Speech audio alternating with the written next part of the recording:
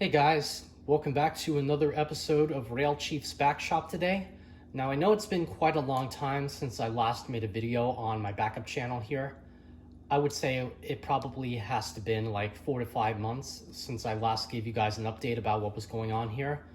But I've been doing a little bit of research, not just research, but also going down old memory lane, if you know what I'm saying, and looking back through some of my older videos that I made a couple of years prior. And in one video in particular that I made on the cleanup of the 397 coal loader here, I've been getting some comments saying, we really love what you did with this video, but do you think you might give us a tutorial on how to take the 397 apart and put it back together at some point? And I'm always a man of my word, don't get me wrong, but sometimes when you get hooked on one thing, you tend to forget about the other. So I think this is definitely going to be the right time to show you guys this video on my channel here. So without further ado, in today's episode, I'm going to show you a step-by-step tutorial on how to take apart and reassemble the 397 coal loader without having any problems.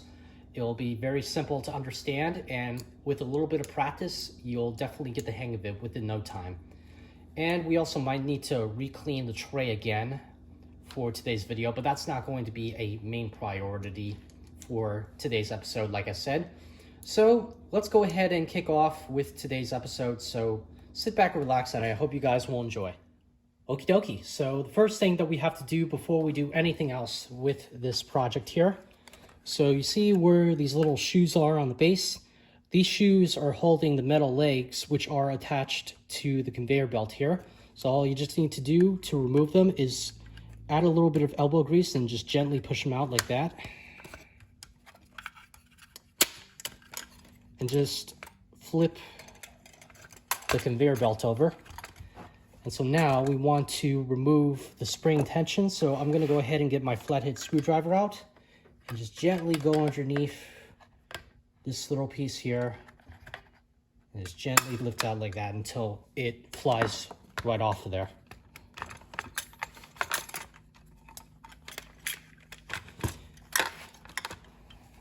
And then once you've taken care of that, right back here where these little plates are, we are going to remove them because that's what's keeping not only the tray but also the conveyor belt in place. So using a flathead screwdriver, we're going to go ahead and just carefully remove the plate from here.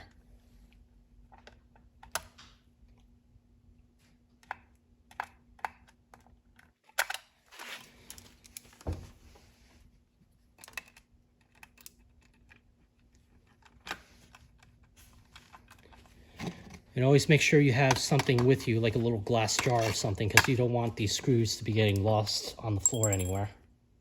But just go ahead and drop them in there and continue to remove the plate as such.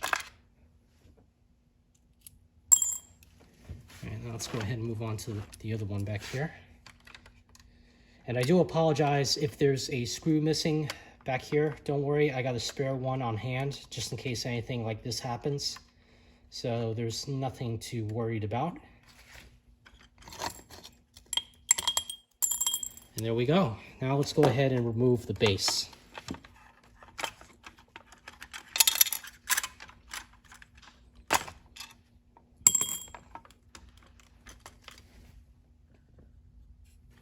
Let's go ahead and put this to the side. Our final step to disassemble the accessory here is to work on the housing here for the motor.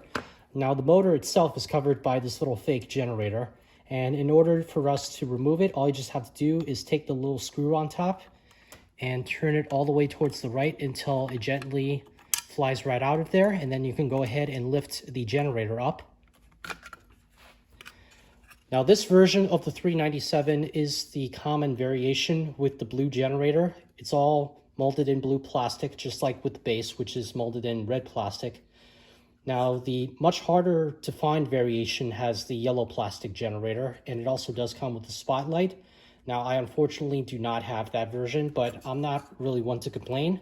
I'm just really happy that I have the 397 in my collection. So I should be really thankful as far as I'm concerned. Now to remove the AC motor is very simple, because right under here where the base is, we have two screws. We have a Phillips head and we have a flat head here. So let's go ahead and do that. And just by removing these two screws, that means we've automatically have removed the motor from its housing.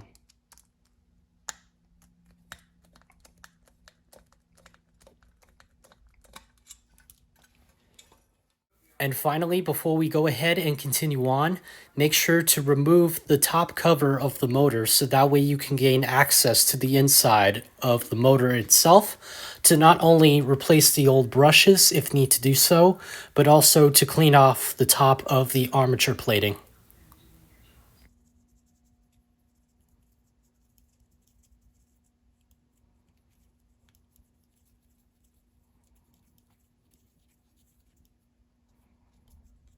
And while we're at it, don't forget to clean the underside of the brush plate, as well as the little hatches that are used for the brushes. Now with the motor all cleaned up, go ahead and turn the brush plate upside down with the brushes facing up, and do the same thing with the motor and press it back into place. Now with everything tightly squeezed back together, go ahead and flip the motor over and tighten back in the screws, and from there, you're all good to go. And also, don't forget to make sure that the brushes are facing the right way as well.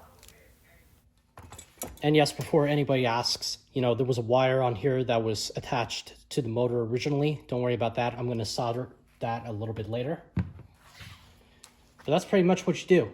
I'm impressed, son. Put it back together again. Alrighty, guys. So now for the fun part of this whole restoration is to reassemble the 397 as it was before we took it apart. So it's very simple. All we just have to do is put the motor back on, and then we're going to work with the conveyor belt and the tray, and then we'll put the housing back onto the motor.